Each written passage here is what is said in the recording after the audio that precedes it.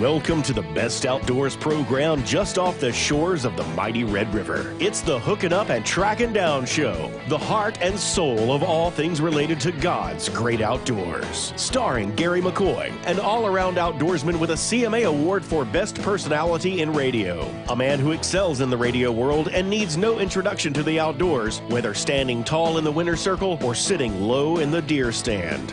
Mike Eccles, the boss, tournament trail director, and outstanding duck hunting guide with a wealth of outdoors knowledge who's not afraid to give his opinion with or without the facts. His years of bass tournament experience ensures that rules are followed and anglers are kept in check. And last but not least, Daiwa and Ranger Pro Steve Graff, a member of the Northwestern State University Hall of Fame with years of bass tournament experience who continues his pursuit of a double-digit bass and championship stringers. So let's jump on the front deck and make that first cast with the legendary minds of the great outdoors. Gary McCoy, Mike Eccles, and the one and only Steve Graff. Take it away, guys. That's right, folks. Don't touch that dial. Leave it right where it's at for the next 2 hours because we've got a great show planned for you today. Steve Graff here with Hooking Up and Tracking Down Show along with Mike Eccles and our main voice of the show. I guess would we call him the main voice, Mike? Sure. Gary McCoy. Sure. Well, he's that's not what I call him. I thought you were going to say me this whole time. Well, you're the heartbeat. Excited. You're the heartbeat of the show, Jay. I mean, you are the man in there. If it wasn't for Jay pushing the buttons, we wouldn't be on the air. So, right. But we do appreciate everybody that's involved with this program and all of our sponsors. We want to thank, and we got a few right here we're going to thank right now. Bayou Outdoor Super Center. Thank you, Larry Brazil, over there at Bayou, and Ben Clemens and all the gang over there. Steve Nichols and Specialty Track Co., another great sponsor. CCA of Louisiana. Despino, our newest sponsor, Despino and Jim's South Tire. About 6 locations from Natchitoches, Alexandria, all the way up to Mansfield, Minden. I think they're all over the area. So check one of those locations out. You can go to Despino Tire or Jim's South Tire and find a dealer near you. You know, that's kind of that's a business success story right there. Oh, no doubt. Yeah. You know, I'm not sure how Randy got into that. Yeah. But whatever it was when he got into it has just expounded. I mean, just grown leaps and bounds. Randy is maybe one of the people that as far as people I know, he might be one of the best entrepreneurs. He's got his hands in a lot of stuff. Randy's very creative when it comes to making a dollar. And an outstanding great angler. Great angler. Randy Despino is as good as his son. All the Despino guys are all good anglers. But anyway, we're here in segment number 1, and again, we want to thank all of our sponsors and for being a part of our program. Mike, we got some tournaments we're going to talk about. You saw the topic on the sheet here as to what I want to talk about. But first one, the tournament we want to promote is July the 8th. It's a V&M at Toledo Bend. July the 8th. Tournament hours are from 7 p.m. till 3 a.m. It's a night event. Registration is July the 8th from 4 to 7 at Big Bass Marina, which is owned by Ken Starks, who is one of the owners of V&M. But you can, and beautiful facility. If I want to give credit to somebody that done a great job with the marina, Ken took that place over when it was just falling apart, and he has rebuilt that place. If you haven't been to Big Bass Marina on Toledo Bend, you need to go check it out because it's a great facility, great place for tournaments, great place for weigh-ins. It's just done a wonderful job. Plenty of parking. How far south of Pendleton Bridge is Big Bass Marina? I know it's on the Louisiana side. It's on Louisiana side. It's halfway to the dam from Pendleton. So what would that be? 10 to 12 miles, probably. Sure. Maybe a little more. Yeah, maybe a little more. So it's about halfway on the Louisiana side down to the dam. And again, great facility. 100% payback in this tournament. $120 entry fee. Again, it is a night tournament. Your entry fee does include Big Bass. It's $200 for the highest finishing team that is registered for Bass Cash Bash, which got a little controversy going on with that. They actually had a guy fail a polygraph. We're going to try to have a little story on that next week. Not this week? No, I don't have. Well, I don't have anybody. Do you have somebody lined up? No, you. Okay. I don't have his number. You were supposed to. I tried. I got the article. Yeah. Well, I tried. Well, we'll talk about it today then at some point. No, we need to do that when we have PV on. PD. DP. Not VD. Or VD Vincent. PD Vincent. Okay, Hope he ain't listening. But anyway. PP. Yeah, there you go. But we'll talk about that a little bit in just a little bit. Mike does have the story over there. Trailering is allowed in this event. You have to be in the weigh-in line. It actually closes at 3:30. Only V&M baits will be allowed, which if you haven't checked out the line of V&M baits, I got to give Cliff Pace and Jacob Porosnik, they're two Elite Series pros, a lot of credit for some of the new stuff they've come out with, Mike. It is great product now. They got a great product line. Okay, we've got another tournament. Now, this isn't open to the public, but it's one that we're putting on from Landers Ram Boss Tournament Trail. And it's something every year, thanks to the great sponsors, we are able to do something extra. You know, a couple of years ago, we gave away a four-wheeler, had a steak supper to drawing. Last year, we did the Major It's just your way of giving back. That's right. That's right, because I'm Santa Claus. Oh, I know you are. Yeah. Starting to be shaped like him. Ho, ho, ho. Yeah. And don't talk about the girls. Yeah, I'm sorry. Anyway, last year we did the Major League Fishing format where we drew five or six teams and went up on Eagle Lake and Spring Hill, and Patrick Dennis filmed the whole thing, made a couple of shows out of it. Great fishing, too. This year we're doing something that I don't believe's ever been done, just because I've got kind of a weird mind. I drew a team from each of the Boss tournaments, so we got 5 teams from that, and then we opened it up to all the sponsors. Right. So we'll have we had like 20 teams eligible to fish it. I think we're going to have 18 show up. And that's pretty good, though. It is. That's pretty good. It is. It's a no entry fee. You just show up and fish for free. We do have a optional $100 side pot if the teams want to get in it. Right. But it's what we refer to as a specialty tournament where you have to fish with certain baits. Right. But I took it to kind of at a different level. I've got 3 different sponsors, Strike King, Santone Jigs, and Mr. Twister. And, right. And we furnish the baits. Each team will get a package that morning. And from like starting time, which will be about 5:30 until 8 o'clock, the only thing they can throw is, and everybody's baits are identical, they can throw a 3/8 ounce Strike King buzzbait, and we have a package of the Buzzbug, Mr. Twister Buzzbug trailers that you can put on the buzzbait if you want to. Right, right. And you got to fish that. That segment will be about 2.5 hours, and from 8 to 10, everybody will have a Strike King 2.5 KVD crankbait, square bill crankbait. All right. Blackback chartreuse sides, and they can fish that from 8 to 10. From 10 to 12, you'll have Santone, half-ounce Santone jig, black and blue, and you'll have a package of the Buzzbug trailers, black with blue tip Buzzbug trailer to tip the jig. Okay. And then from 12 to 2, each boat will have a package of the Mr. Twister Hang 10, which is a 10.5-inch worm in Redbug. They'll also have a package in black neon of the Flipping Out, which is their version of the beaver bait. Right. So they have the option of 2 baits that they can fish the last 2 hours. All great products, too. All great. I mean, great products. Yes. And you know, they'll be able to use some dip and dive if they want to dip a tail or put a mark or some paint pencils or something like that, scents and spray. But they've got to fish. Everybody will be fishing the same baits at the same time, and it's up to them to become innovative. And I'm going to throw something out here to you, Mike. You tell me if this is a great idea or bad idea. I think what you're doing with this is pretty awesome. Well, could it lead to something down the road? Maybe a circuit? Doing something similar to this? You know, it might, but we couldn't do a circuit where we furnish the baits because you know I've gone to sponsor and said, look, I need 60 buzz baits, I need 60 crank baits, and for the companies to give those to us, quality product, that we're very appreciative, and that's not something you go back to and get for. And you're talking 20 teams. You're not talking 150 teams. So that's a big difference. This is just a bonus especially for our sponsors and the 5 lucky teams that got drawn from Boss. Could you do a circuit though, where say you're restricted to fish all Santone product? You know, well, I mean, they do it all the time. Yeah, you could. You just talked about one where you got to fish V&M. Yeah, that's true. Rattle Trap has that seems to be becoming the norm of a lot of tournaments. Yeah, and most of those are put on by the company. They're promoting their product. Right. So I just thought it might be a new twist to Boss. You know, maybe something different. Well, and also this Thursday we have our last, but it's wound up being next to the last of the Cash Splash tournaments, which is out on Cross Lake this Thursday night. Registration starts at 4:15.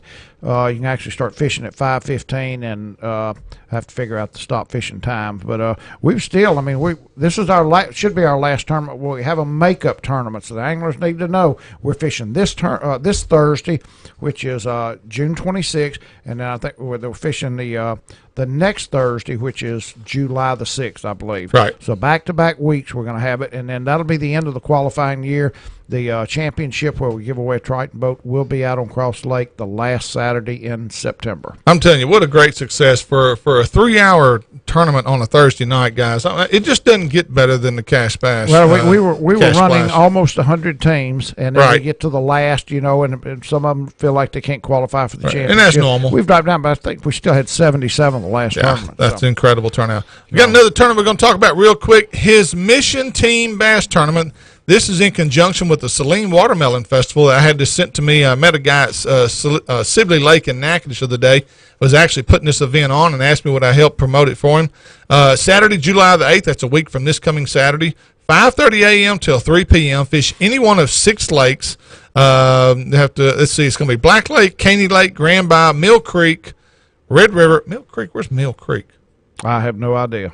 It's just north Mill of the Creek. dam on Bistino. Just north of the spillway, and it runs from the channel back into Mill Creek. Maybe that's it. It says reservoir, so yeah. I don't know where that's at. But anyway, Mill Creek, Red River, or Lake Darbone. They spell Darbone, D-A-R-B-O-O-N-E, Darboon. But it's Darbone. So sign up is Friday, July 7th. Weigh-in will be at the Saline Watermelon Festival. Be in weigh-in line by 2:45. It's going to be kind of like a little drive-through thing from what I understand. 2:45 at Magnolia Baptist Church. Entry fee is only $100.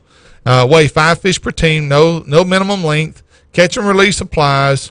Quarter-pound deduction for a dead fish. So great event. $500 in trophies and prizes for first place. They're paying top 3 places. Kids 16 and under can fish for a prize or a gift card of $50. And but anyway, you can let's see here. Trying to see. Oh, contact Mission Team. His Mission Team call number is 576-3455 or 268-1134. It's 268-1134. And so check them out. Great event. We'll try to post this on our Facebook page, Hooking Up and Tracking Down Facebook page. Speaking of watermelon, there's a lot of gimmicks. You watch these ads on TV and on the computer. You see all this stuff come out, and a lot of it is crap. It just really no doubt. But there's a few things that I've run across lately that work, and one of them, if you see, it's a watermelon slicer. Now you cut the watermelon in half, turn it up where you're looking at the meat, and it's a utensil where you just cut down into the meat of the watermelon, and it makes about an inch wide slice, goes all the way down to the rind and comes back up following the rind. Then you turn it over, and it acts like a pair of tongs that you reach down and you pull the slice out. If you've seen that. I haven't seen that, and that's how I cut my watermelons. It works incredible. Wow, I got to check that out. It's one of the things that you'll see. You may say, well, I bet it doesn't work that good. It works. I'd put it up there almost with the Thermocell, almost. It works that good. And you also have some grill mats. I got some for Father's Day. Grill mats. I have not tried them yet. That little plastic thing you lay on your grill that keeps your food from falling through and flaming up, and your vegetables. And I tried to fry an egg on the grill. That didn't work. Scrambled eggs fell through. But you get the grill mats work great. Yeah. So that's 2 products. You take my word, go ahead and order them. Yeah. I guarantee you money back guarantee. There you go. From somebody. Mike Eccles said it right here. All right, folks, we're going to take a quick break, and when we return, we're going to talk about what would you do. Well, we've got some good ones today, and we'll see what Eccles. We may even get Jay's input on this as well. When we return with more Hooking Up and Tracking Down, 11:30, The Tiger. Shining up through the shoe. Underneath, I'm just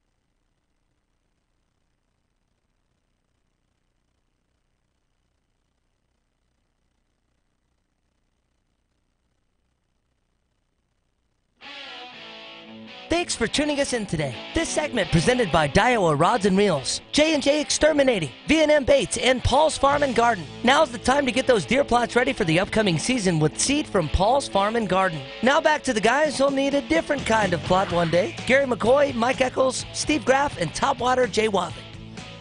All right. Thank you, Topwater. Appreciate that. Yeah, Anything I can do to help. I don't. Yeah. Who are you talking about when you said they may need a different kind of plot I was just in reading the near future? I was just reading the script. He's just reading the script. Yeah, but you cut your eyes at me. I will say this in the second hour. I think you guys need to listen to one particular script that I read. Did you make a change on it? Yeah, a little change. Oh, did you? Oh, cool. Well, no, I didn't. Oh, okay. But it would be nice if the listeners thought that I am just saying it on my own and not reading it. Well, that's true. It was very complimentary of me, Well, it is. Bowling King, Yeah. Yeah, I'll save the rest for later. Yeah. We got some new nicknames this week, too. My Eccles hadn't heard them yet. Okay. Or McCoy. All right, here we go. Wait, Mike, I got 3. And I don't know if you have any. Wait a second. What? Presented by.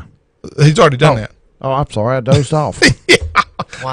Y'all tell me, tune in, Mike. I was overwhelmed. You and McCoy tell me, tune in, Graf. Well, tune in. All right, here we go. What would you do? All right, Mike, here we go. I wish McCoy was here because I'm sure he'd have all kind of answers for some of these. You're shopping at your favorite tackle store and you see someone you actually know this person, stealing tungsten weights and stuffing them in their pockets. They're a person you have a lot of respect for and are shocked. Had. Yeah, there you go. Have or had a lot of respect for and are shocked they would do such a thing. What do you do? Number A, you call them out quietly. B, call the cops. C, alert the owner. Or D, ask them what's in it for you. Like, are you going to share some of those with me or what? Yeah, well, those are that's not a made up question. No, it's not. No. I've actually witnessed this. That's why I wanted to. If you talk to people, managers or owners of tackle shops, tungsten weights, which I bought 2 half-ounce weights yesterday, and they were almost $9. That's a $10 bill. Yeah. Yeah. Well, that's without tax. Yeah, exactly. Yeah, it was. Anyway, and it just kills me to have to pay for them. Yeah. But I'm not a gimmick guy. I've got to really believe in something before I'm going to spend extra money for it. Right. Because I think there are a lot of gimmicks out there. Tungsten weights work. They get more bites. Yep. Than lead weight. Yeah. Hands down, I've proven it to myself over and over. And so theft of tungsten weights in tackle shops is a big issue. Yeah. Call them out quietly. If I wouldn't do that. Okay. You call somebody out quietly, all you did was deter that one incident. Right. I mean, if they're a thief. Yeah. This probably ain't the first time they've done it right. either. And if you call them out quietly, they're going to do it again. Yeah. Call the cops? Probably not, because they're probably not going to be arrested. Ask them what's in it for me. That's a good answer, but probably not something you and I would do. No. Alert the owner. Yeah. That's what I would do. That's mine. Would alert the owner and let them buy it. I mean, let them cash out and head out the door. Right. And then stop them. Yeah. I would catch them. I wouldn't stop them. I would catch them and either press charges or embarrass the heck out of them. Well, you've noticed, I know like Kurt Carver, one of the ways he protects himself from this kind of incident is his tungsten weights are behind the counter now. Yeah. If you want tungsten weights, you have to ask for them. Okay, I need 3/16 or I need half ounce. Yeah, they're all behind the counter now. And that's why he did that, was because they will walk out the store. And it amazed me when I talked to, and it's not just Kurt. I mean, any tackle store, any tackle dealer, like you said earlier, this is a common problem. Yeah, it's amazing. And they said the people that take are the people that can afford it. Right. Yeah. It's not the guy that's making minimum wage and working at flipping burgers. He'll pay. It's the guy that has the money that don't want to pay. That shocked me a little bit. He wants to prove he can get away with something. I guess so. Or he thinks somebody owes him something. Exactly. I think it's more of that. Second one. All right. You want to read the second one? Yeah. You are in a marina parking lot, and you see the Copper Tones Miss July, wow, pulling a boat trailer, and she scrapes a vehicle beside her, trying to get her trailer out. She pretends to ignore the fact she just hit the vehicle and continues on to the ramp to take her boat out of the water. What do you do? Poor girl. Now, if she's ugly, you don't say that. Yeah. A, pretend you did not see the incident. B, write down her license plate number. C, go over and flirt with her and bring it to her attention that you saw it. D, get her phone number to go over boat ramp etiquette later over dinner. Or E, call the local authorities. Now, Yeah. you go ahead. Well, there's a lot of choices here. Some are good. Only one good one. You're thinking D probably is the good one. Yeah, double D, matter of fact, might be the good one. So, I guess first of all, You're not going to pretend you didn't see it. Exactly. Probably going to write license plate number down. I think this goes back ask to D in the very first one. Ask them what's in it for me. Yeah, there you go. I want that one. If we could go, we'll make that a C. Or no, we'll make that a F. You're definitely going to write down B. You're definitely going to write down a license number. Right. You're going to do that. And I might have a tendency to, I don't know about the flirting part, but just go over and say, look, Amateur. Yeah, I kind of, I am married. I've been married 36 years. So, but anyway, I might bring it to her attention. Hey, look, I kind of saw that, you kind of scraped the front bumper of that car over there. You might want to leave a note there, your name and number, so they can contact you or, about the incident. That's how I would maybe handle that as well, is to let her know that, look, somebody saw it. You need to own up to it, Yeah. But that's what I would do. What's Eccles going to do? I'm going to offer to pay for the damage if she'll rub me down with copper tone. I'll get the other vehicle fixed if she'll just rub sunscreen on me. Okay, Jay, did you hear the question?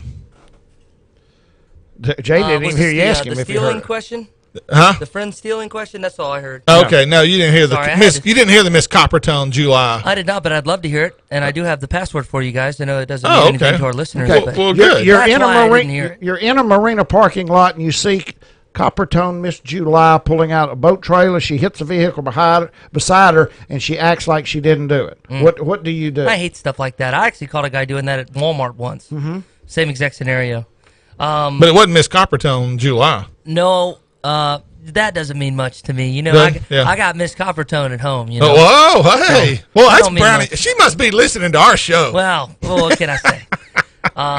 No, I don't know. I wouldn't say anything to the person that did it. I don't think. I try to get a plate. Yeah, would you? Try to leave a note. Yeah. On the car that it hit. I Right. think that's all. Because I'm not a confrontational kind of person. Yeah, There's right. nothing I can do. I'm not the law. Well, again, I might bring it to her attention. Look, I saw what happened. You might want to own up to it. Leave your name and number with the car. Put it. Something like that. Okay. All right, we got that covered. Oh, and I've got to say, a good friend and a good listener, David Glass, just sent me a text and said that Mill Creek is right outside Saline. Oh, okay. Yeah. Okay. Mm-hmm. Well, it's close by then. All right, here we go. Number 3. You're fishing a boat dock, and the owner comes out, and this is something that happens. This happens. This does happen in our day and time. You're fishing a boat dock, and the owner comes out and demands, he demands you stop fishing his dock. What do you do? A, cooperate and move on. B, challenge the owner with lawyer talk. C, get on the dock and kick his butt. Or D, call local authorities and report the incident. Okay, is the owner of the dock happen to be Miss July Coppertone? I don't think they're related. That's her dad. Oh. Okay. Cooperate and move on. That's not me. That's not my personality. Yeah. It should be. Even though it should be what you should do. Well, let's back up. Let's back up and get into this. First off, there are the vast majority of people live on the lake and have docks, understand, and abide by reality. Exactly. There are a handful of people out there that think because they bought that lakefront lot and built that nice house and put that big boathouse out there, that they are allowed extra privileges. Or entitled. Yeah. Wrong. Yeah. They own the dock, period. They don't own the water. They don't own the fish under it. Right. Nothing.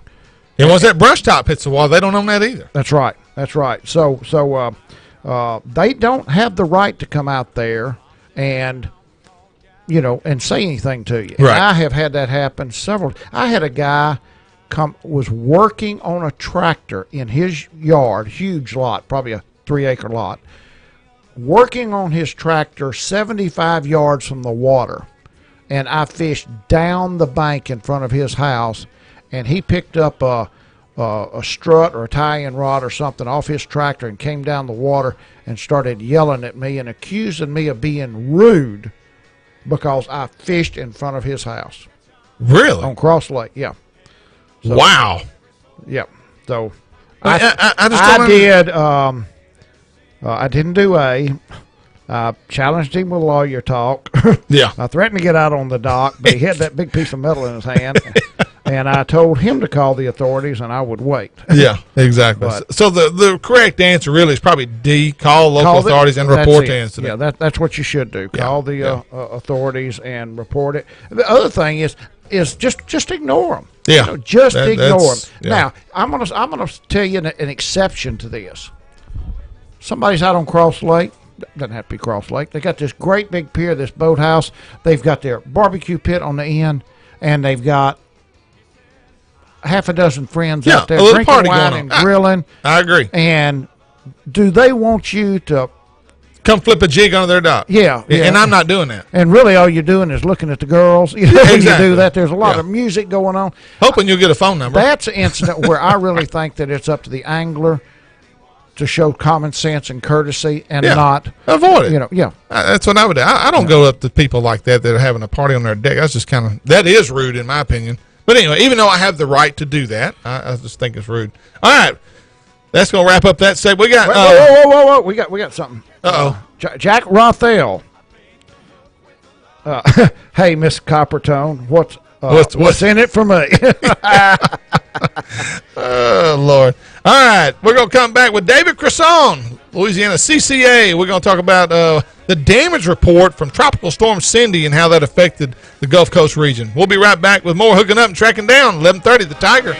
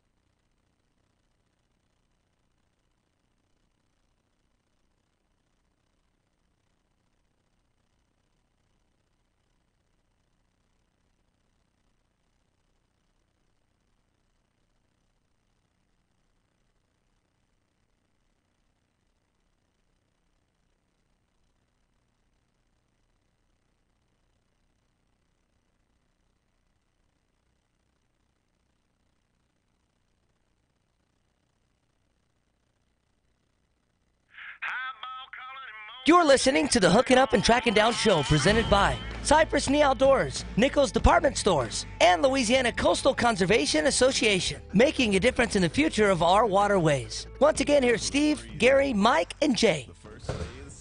United Rentals is your one-stop shop for all your rental tool and equipment needs. Services like custom on-site solutions, online management tools that will simplify and save you money on any and all your projects, with online services and equipment protection plans that will make your job easier and safer. United Rentals makes sure your rental equipment is used effectively and efficiently so that you get the most out of your rental time.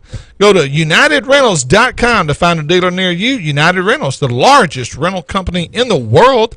Thank you, David Duchelle. Appreciate you, man. All right. We now are going to get an official report, Mike. We've got David Cresson, CCA. He's going to come on and talk about the damage and kind of the effects of Tropical Storm Cindy. David, you there? Hey, how you doing there, guys? Hey, David. We are doing great. How are you doing? Are you on vacation, David? Well, I am, but we never rest at CCA, so I happen to be in Orange Beach, but the work never ends. So we're glad to be with you today, and still a lot going on the Louisiana coast. So we're going to keep at it. I'm just wondering, you're you manage a fishing organization. What do you do to go on vacation? Yeah. How do you go on vacation from something that great? Yeah. Well, I used to work at a hospital, and I can tell you I fished more when I worked at the hospital than I do now that I work for a fishing organization. But, Isn't that funny how that works out? yeah, it is, but I wouldn't trade it for anything. I'm honored to have this role, and we've got a lot of great folks, that help make it such a great job. So, David, yeah, I'm at the beach, but always got our mind on the coast. David, Tropical Storm Cindy, which was a pretty good tropical storm, but that was Mother Nature's way of doing something. Every time we have storms, we have flood, we look at the impact on man-made objects and our environment. But Yeah. Mother Nature has a way of taking care of itself. What are the results, fishing-wise, of a storm like that? Well, it has sort of good and bad effects when it comes purely to the fishing. Now, of course, we hope everybody fared well, and we know some property had some damage. Water came up across the coast. I know even as far east as places like Venice and Grand Isle, the water came up, over the street level and did some damage to some property. And so we hope everybody's fared well. I know to the western part of the state, it came up even more in some places, but we haven't heard any catastrophic stories,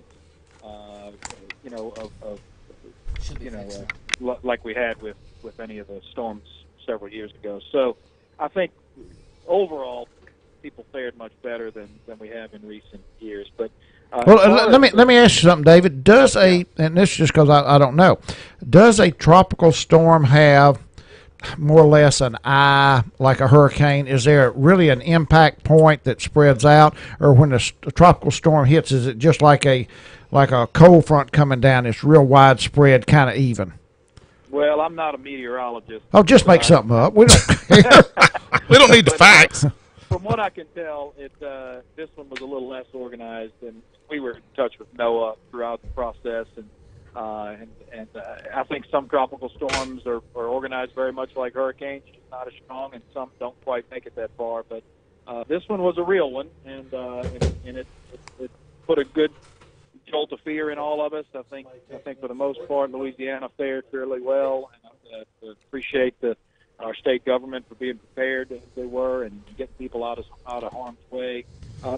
Storms like this tend to, what we found over the years, is they kind of have like a flushing effect basically on the coast. They throw a lot of salt water in over the marsh, and then the brackish water sort of comes back in. And so what you find a lot of times is the fishing explodes after storms like this. I remember back in in 05, 06, around the time Katrina, the fishing in Venice was the best I ever remember being in, because A, you had less pressure on the fish than you normally would, because there were fewer boats out there. And B, because you just had this flush of salt water come in and create a great marine environment as a result. And I think that will be the case here. We're already seeing some reports, even from the areas that were most directly hit by Cindy, where the fishing is already turned on strong. So there's positive and negative effects. Certainly the marsh took a beating. There's erosion that took place as a result of the storm, and none of that's good, and none of that's ultimately good for the fishery because it sort of it puts a dent into the nurseries where a lot of our fish are born. But for immediate impact, typically you see a boom in fishing right after these storms. You just touched on kind of where I want to go with this, David. I know this was a broad storm. I mean, from Galveston all the way to Florida. This really impacted the entire Gulf Coast region. How long does it take before you actually know the effect of this storm in terms of erosion factor? When are there studies that are done after this comes in and goes out? I mean, how does that work? Well, I sit on the governor's Commission for Coastal Protection, Restoration, and Conservation. I can tell you we're already getting reports of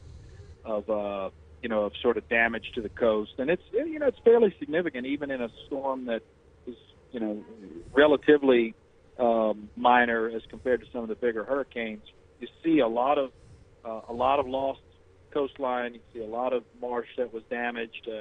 Even when that salt water comes up over that marsh, that some of that marsh just can't withstand the salinity in that water, so it goes away. But again, as what we see a lot of times, is even as with the marsh, once that fresh water gets back in there, that brackish, sometimes it even comes back stronger if it's able to withstand that initial blow. So, it will take a while to know the long-term effects, but look, no storm is ultimately good, and we wish we did never have them, but it can have some sort of some short-term positive effects for the fisheries, assuming they don't sustain any massive damage, which doesn't look like they did in this case.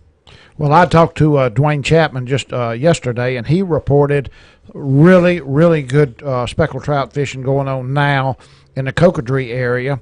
So that's following in exactly in line with what you're saying. Immediate positive effect, maybe some negatives down the road, though.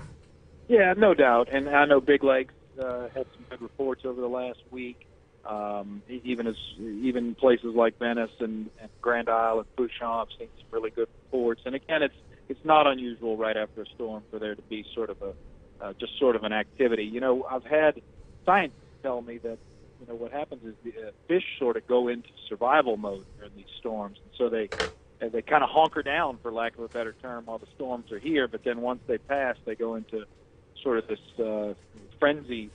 feeding frenzy mode, to where where they're out there biting everything that they can after the storms pass, because they kind of hunker down during the storm. And I don't know if there's a lot to that, but I've had a number of folks tell me that. That might have a little something to do with it, and things like the shrimp and the bait fish sort of do the same thing. So, we could take advantage of it while it's here, but ultimately we hope the long-term effects of the storm are not as bad as some of the other ones have been. Have you had any more results from the CCA tournament, the Star Tournament that's going on right now, David? Anything? Oh my gosh, it seems like we tell this top story every week, guys. We've had 7 unregistered anglers catch fish this year. We're not even a month into the tournament yet. That's just a little more than 4 weeks we've been fishing, and we've had to tell 7 people that they didn't win a truck or a boat. Last year we only had 7 caught the entire summer. Of course, we put out double the fish this year, so it's not at all unusual that we would have that many caught. We did have a winner. The gentleman out of Lafitte caught a brand new Chevrolet pickup truck, but we've had 7 others catch what would have been pickup trucks or brand new boats, and unfortunately we had to tell them that they were not winners because they hadn't bought their $30 Star ticket. So I would encourage anybody within the sound of my voice to go to CCALouisiana.com, join the Star Tournament. Remember, kids are free, so I mean, there's no reason to take a kid fishing and not have them registered for the tournament. CCALouisiana.com, $30. The money helps us with our advocacy work and our habitat work across the coast.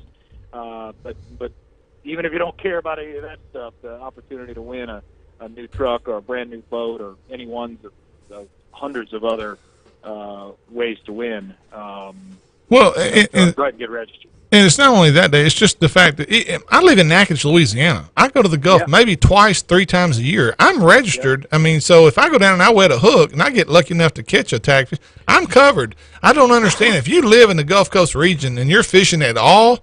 It's just plus it's a great cause, and the money goes to whatever restoration needs we have down there along the Gulf Coast, and not just along the Gulf Coast. Y'all do work up in the northern part of Louisiana as well that projects y'all are involved in. We do. We try to be involved in any waterways that eventually lead out to the Gulf. So I mean, there's rivers, a good ways up into the state that we get involved with cleanup efforts and habitat restoration work.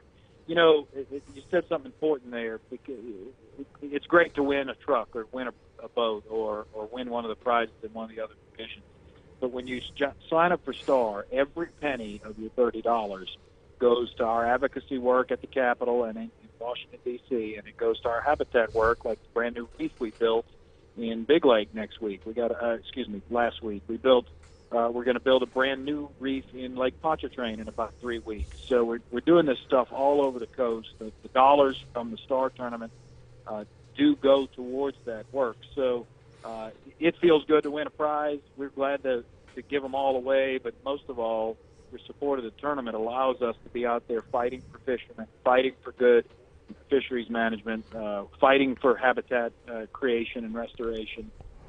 Working with youth organizations on good stewardship amongst kids, and that's what this is really all about. So right. Whether you're going to fish once or 30 times this summer, your $30 is going to be put to work fighting for fishermen and for good fisheries management. No doubt. Well, I don't know what your numbers are like on the STAR tournament, David, this year, but I will bet you $100 to a hole in the donut they go up by at least 7 next year. 7 people? At least seven.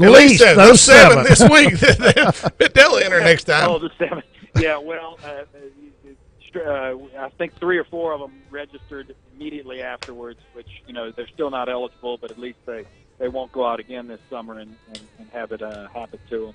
So, well, to me, too, it's a testament, David, to how many fish are tagged. When you got 7 people catching tag fish in that vast a body of water, that tells me there's a lot of tag fish down there.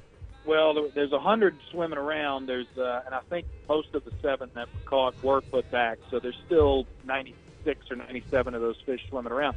But look, we put them in places where we know people fish. We're not trying to hide them. We put them at the Caminada Rocks. We put them at, in the most popular places in Big Lake. We put them at the jetties at Fuchon and so on. So I mean, they're in the most popular places because we want them to be caught.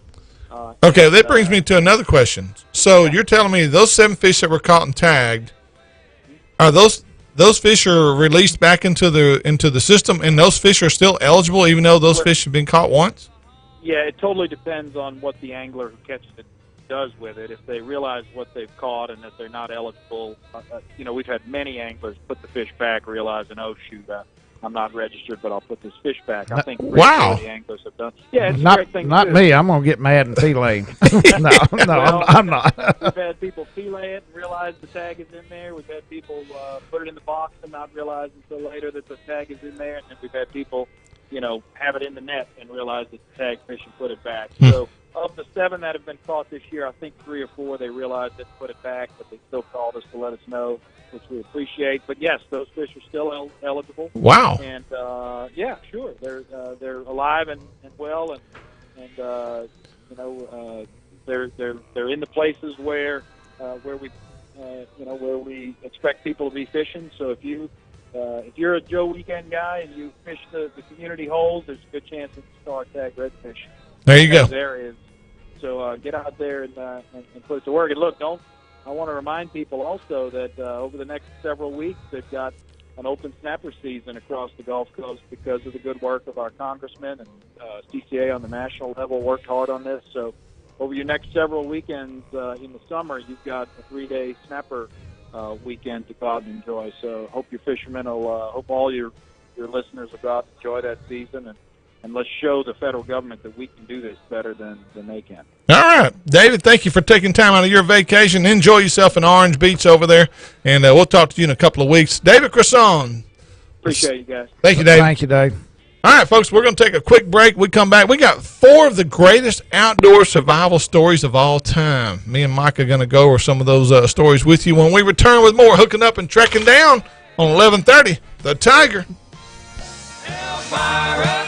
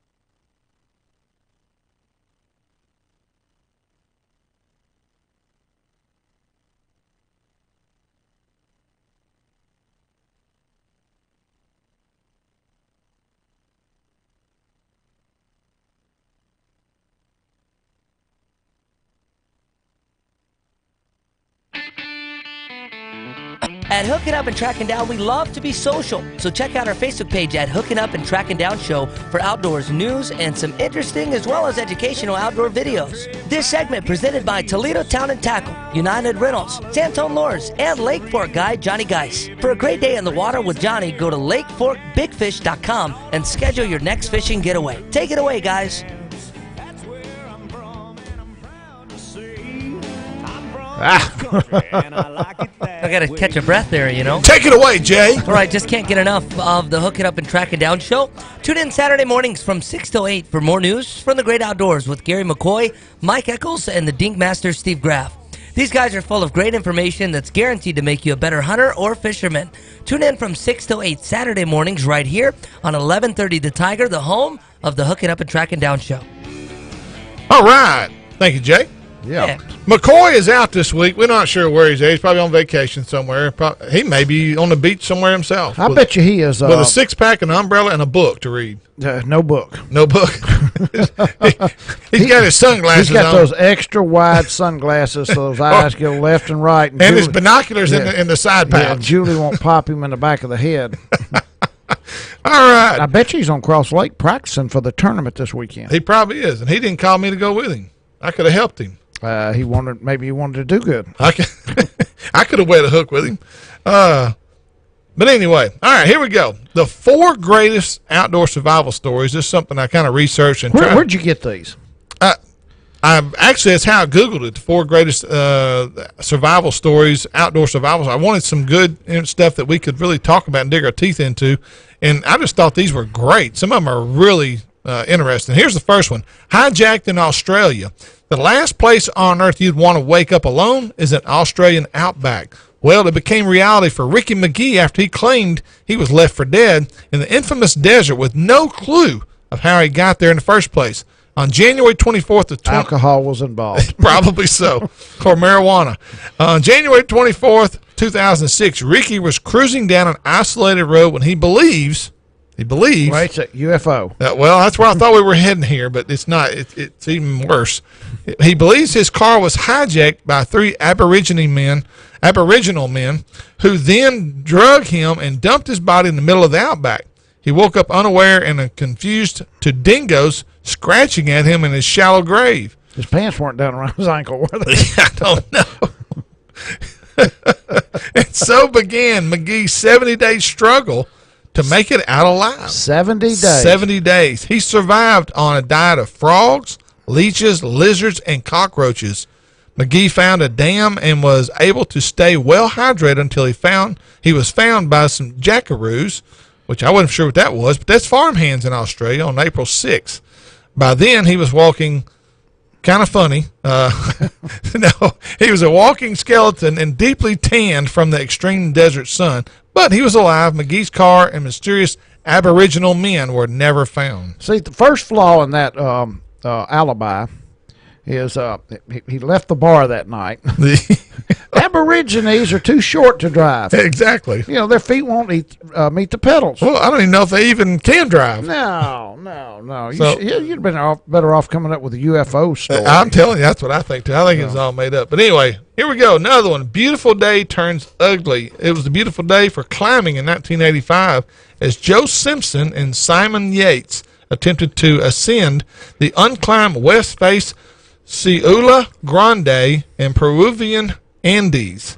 But the challenging trip quickly took a bone-crunching turn. Simpson broke his leg during the ascent, putting Yates in the position to get them both down safely in the frigid temperatures. Matters continued to get worse as the storm hit, making visibility difficult and the ascent even more dangerous. Badly frostbitten and unsure if Simpson was alive or dead, Yates found himself in a desperate situation, and he cut the rope as they were ascending. Well, it turns out Simpson survived the 150-foot fall and dug himself into an ice cave to ride out the storm.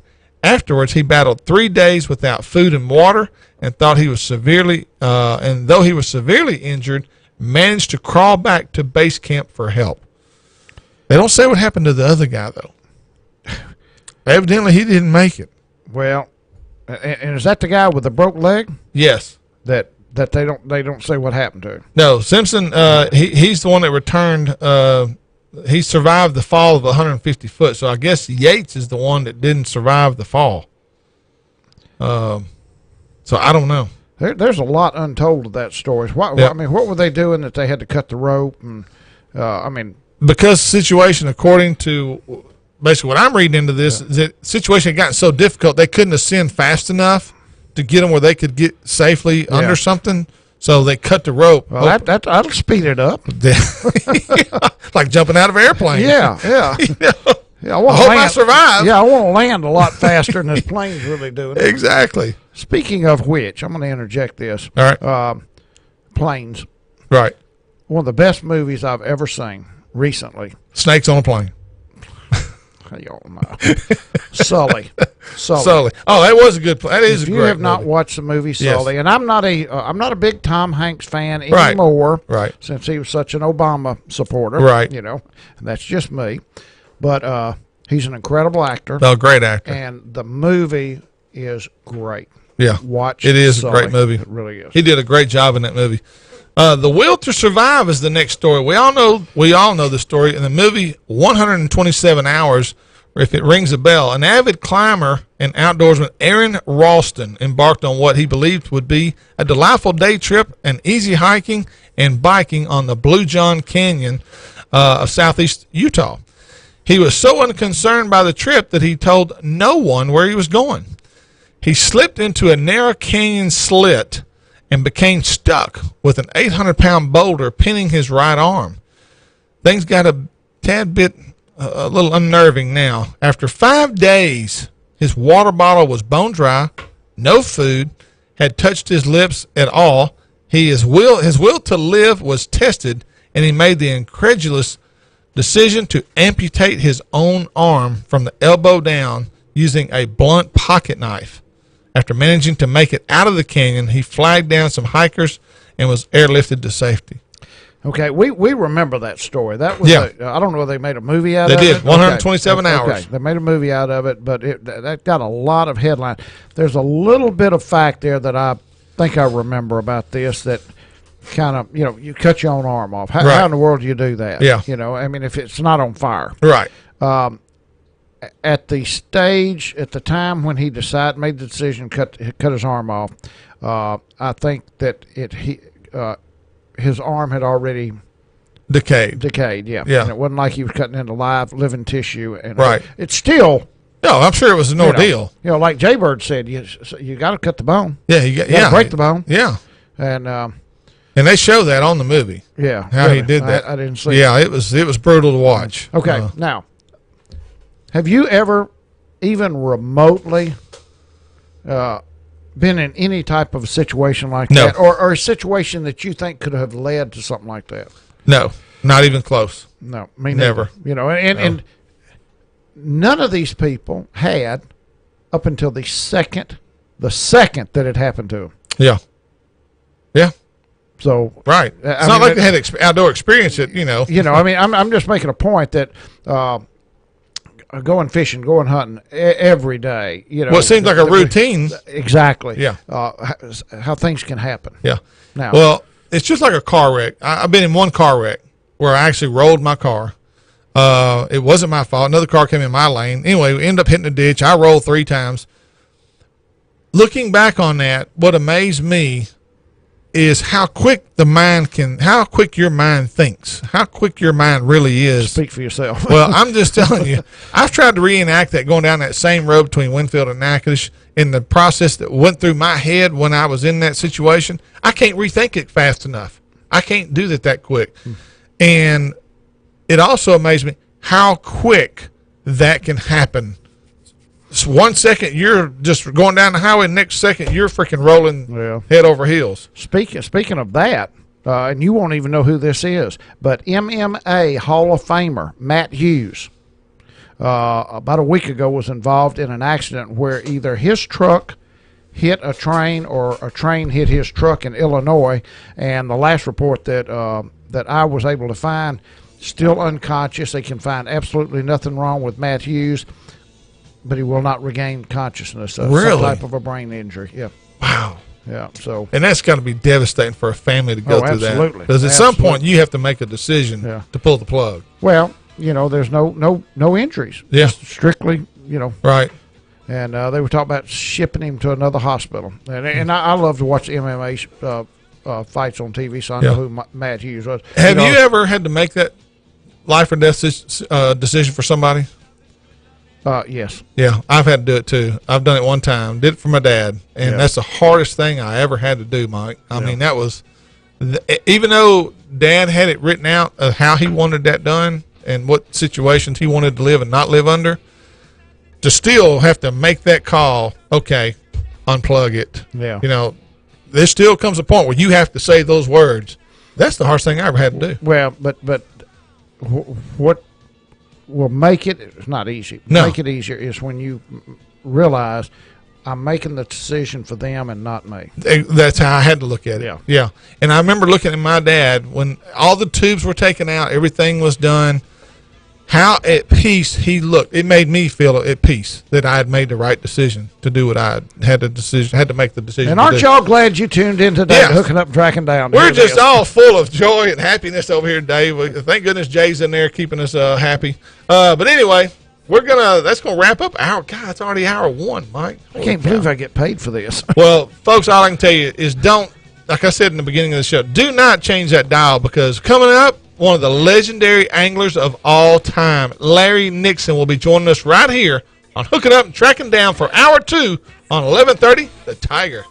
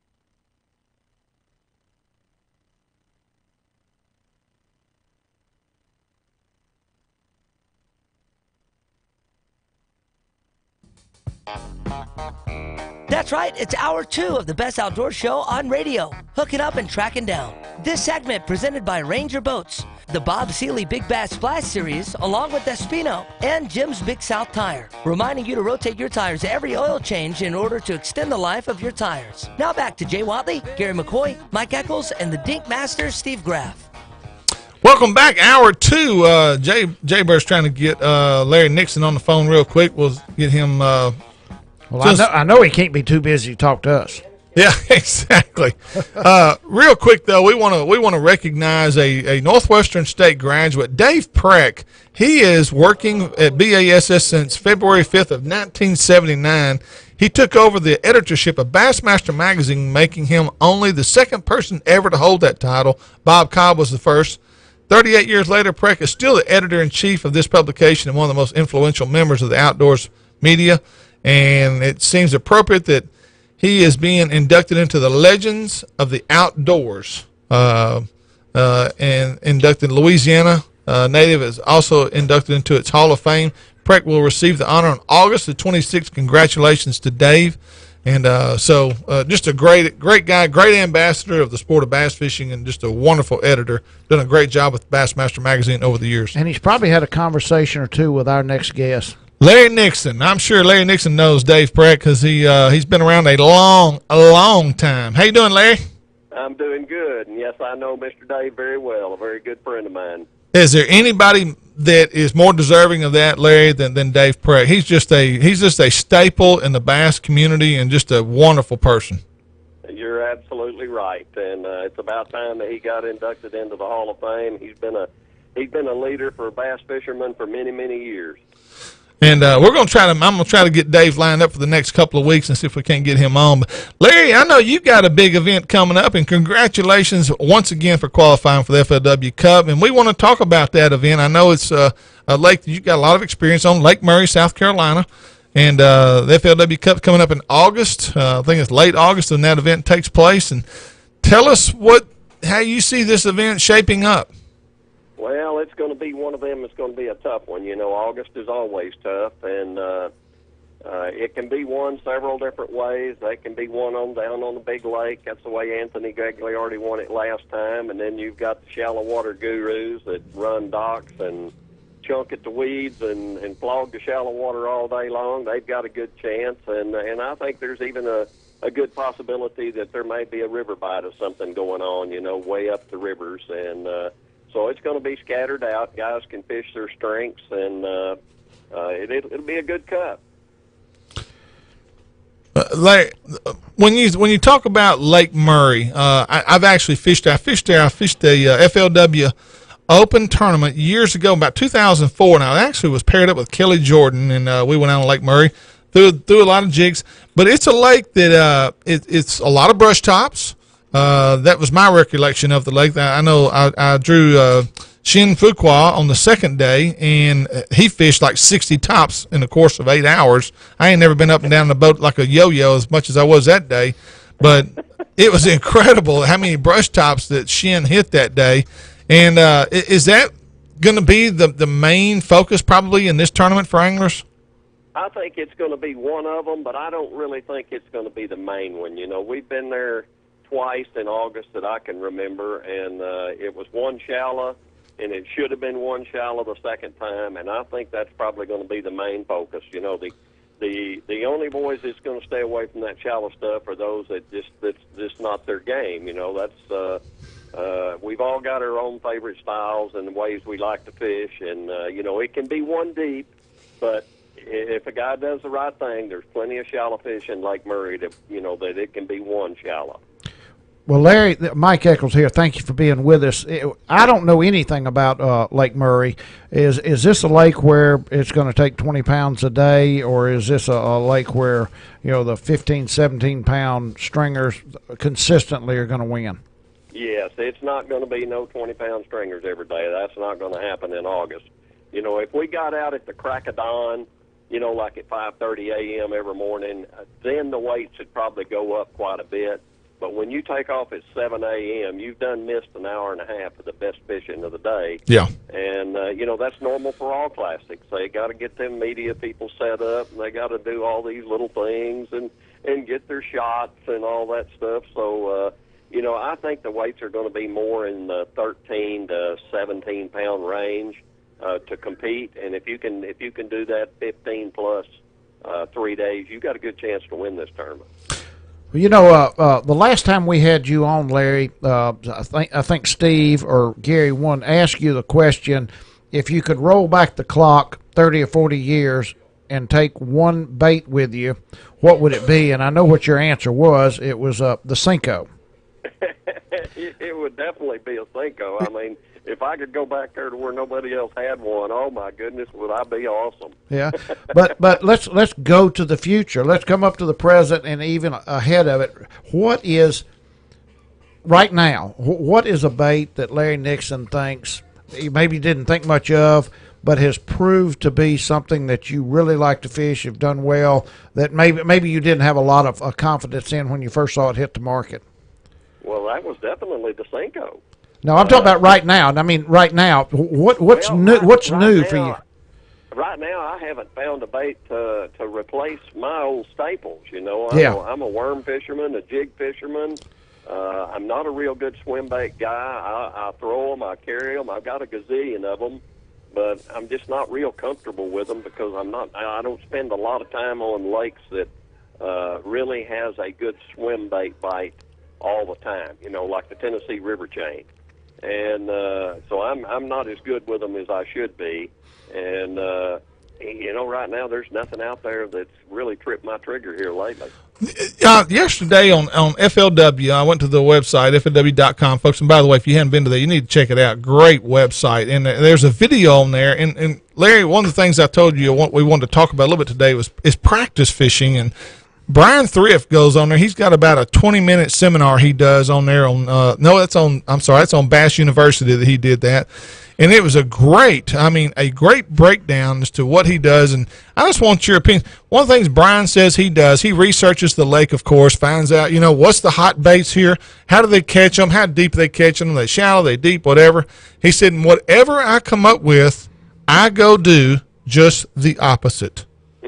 I do not follow whatever he said, and what it does for him is it tells him there are other ways to catch fish. And as a local angler on any local body of water, we'll say, oh, well, you got to throw a black emerald trick worm on this body of water. You got to throw a green pumpkin on this body of water. Whereas when you guys come in, all of a sudden y'all are catching fish on baits that people are like, man, I didn't know they could hit that on our body of water. What's the key to that? Is it just have to keep an open mind? Yes, you've got to keep an open mind when you go to a body of water. It don't matter whether it's Murray or whatever the lake is, and because there's always patterns that other people don't find. And just like Murray, I mean, there's not many locals over there at Murray that's going to run around and throw at the docks and throw at the grass, throw a frog, throw a buzzbait, flip a jig under docks. They just not going to do that much in the summertime, and so them fish are, to me, or fish that don't see a lot of lures after it gets June, because your local people, they're either fishing structure or schooling bass or night fishing. Right. And, so you've got to keep an open mind when you practice, and you've just got to develop the pattern that you think has got the best chance for you to go out and catch 5 good fish each day. Larry, you just said something that I hadn't even thought to ask you, schooling bass, a question that we have hashed over for years, and you being from Toledo Bend, what has happened to the schooling black bass population on all our lakes? Well, it's kind of funny. Certain lakes, they just don't school anymore, and I don't understand what it is that's caused that, because there used to be lots of schooling bass everywhere we went. Right. And I think a lot of it is there is so many good fishermen now that, the fish are educated a little bit more, and they don't break as much. Now, Lake Murray is definitely one of them lakes where schooling bass are going to play, because you've got such a tremendous blue heron population in that lake, and them fish are accustomed to chasing them heron, and about the only way they can catch them blooming things is run them to the top.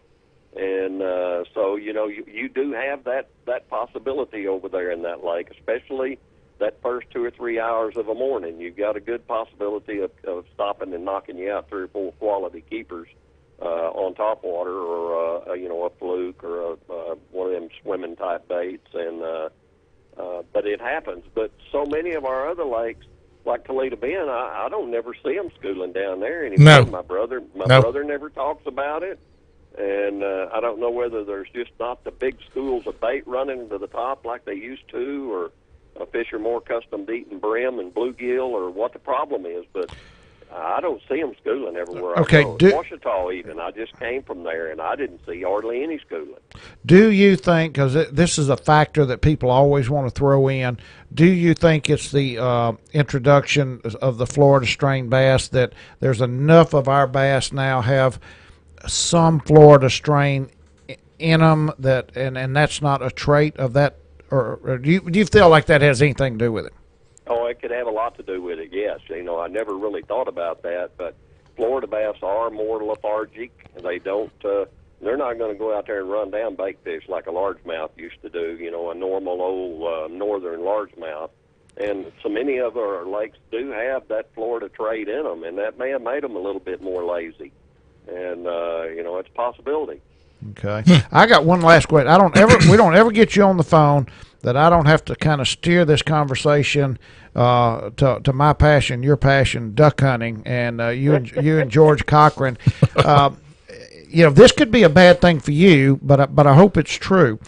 Somebody told me the other day that the flooding in Missouri and northern Arkansas was so great that a tremendous amount of crops were lost, and that. Now, this could be somebody just dreaming. Duck hunters, the eternal optimist, but that they were expecting, where we have a lot of our ducks stop in Missouri and northern Arkansas and do not come all the way down. They expected more ducks to migrate through to South Arkansas and Louisiana because the feed is not there in a lot of places due to the flooding. Any truth to that? Please say yes, yes, yes. Well, I can't really answer farther north than the Missouri border, but I know in between here in Memphis and around Jonesboro, there's plenty of crops. Okay, there's going to be rice out the wazoo, and beans, and all the good stuff ducks like. And South Arkansas down around Augusta and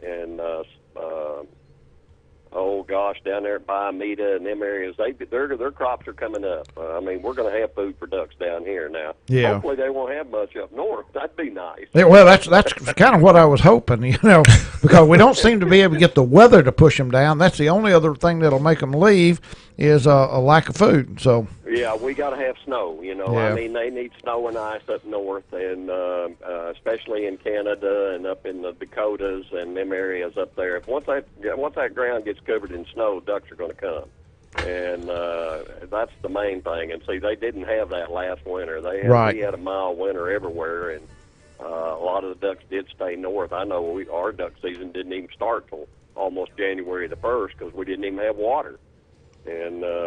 But we had a good season once Biomeda flooded. Well, good. Well, Larry, again, thank you for being on with us today. We appreciate you. Good luck at the FLW Cup in August at Lake Murray, South Carolina, where we'll be pulling for you, as you already know that. And also thank you for the duck report for Mike Eccles. We appreciate that as well. And you're more than welcome, guys. And this is my 40th year, and I'm just tickled to death that I made another cup. And I'll be over there doing everything I can to win that thing. What is Larry Nixon's timeline? Larry, how long are you going to continue to pursue the little green trout? Guys, I'm going to tell you just like I tell everybody else. Whenever I embarrass myself fishing, then I'm going to retire. Does that mean falling out of the boat or what? No, when I embarrass myself, it means I quit catching fish and quit making cups. Okay, there you go. That's embarrassing to me. Okay. And, I'm having some health issues right now. I've got a left hand that's shot and a right shoulder that's shot, but I had a good year and just dealing with Hey, let me tell you what, Larry. Mike can help you, seriously. Are you talking rotator cuff? No, it's just wore out. I got arthritis in my family, and the cartilage is beginning to wear out and go away, and you got bone on bone, and oh my goodness, it hurts all the time. Yeah. Well, there's so many people having rotator cuff surgery now, and my wife was scheduled for it. She was like 2 weeks out from her having surgery, and my son's father-in-law told us that he had that same thing, going to have surgery, and he lived in Denver, and he wound up going to some people just turn their nose up when I say this. They found a chiropractor that did deep tissue massages. Now, insurance won't pay for them. Yeah. Right.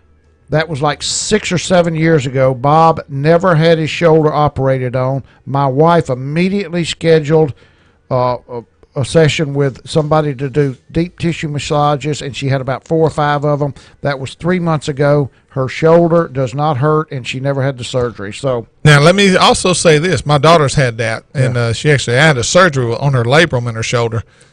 That is very painful. Deep tissue massages are not a joy. Yeah, they are they're very not, painful. but neither is surgery. No, So, exactly right. Anyway, exactly. So check that out, Larry. There you go. Yeah. You learn all kind of stuff on here. I even looked into stem cell on my left hand because I really don't want to get it fixed. I got my right hand fixed about 12, 14 years ago, and it don't work too good anymore, but I mean, it don't hurt. Yeah. And if I get my left hand fixed, I probably have to retire, and I'm not ready to do that. So, all right, we're not ready for you. We're not ready for you to retire either, Larry. So hang in there. We'll be keeping up with you at the Cup, and Good luck. good luck to you, man. Appreciate very you. good. Thank you, guys. Thank you. Larry Nixon, Arkansas legendary pro, and thank you, Larry, for being on with us. We're going to take a quick break. We come back. We're going to have David Terry with Down Home Meats in Stonewall, Louisiana. He's going to tell us all about their product and what's going on over there in Stonewall. When we return with more hooking up and tracking down right here on 1130 The Tiger. Find a horse and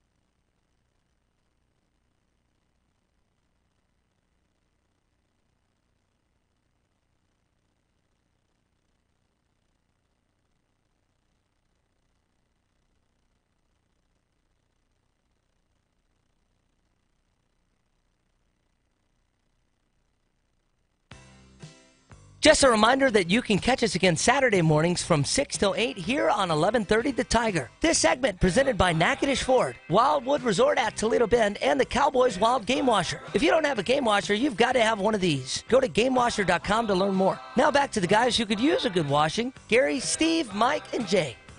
You know, unfortunately, Gary McCoy is not here, and this would be a segment he would love. I'm going to ask you something. Now, and of course, it's not fair asking you, Steve, but if you had to talk about cooking, Right.